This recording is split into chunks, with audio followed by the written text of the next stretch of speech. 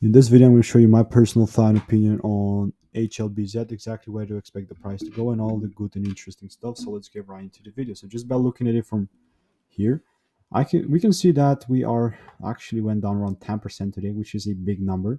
That number is just huge. Just by looking at the structure right here, I mean I can clearly see that we are approaching the demand area and whatnot. As I stated in the on the 3-day chart, we had a break to the upside. Now again, as I said, this might mean something different. Oh my bad.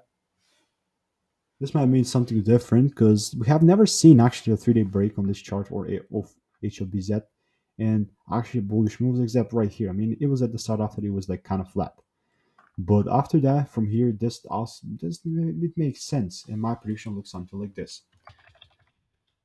So thank you for watching till right on the end. This is how my prediction looks like. Okay, just going by the 1 hour time frame. Something like this. And you see it's low, it's going line in line. So let me know your thoughts on it.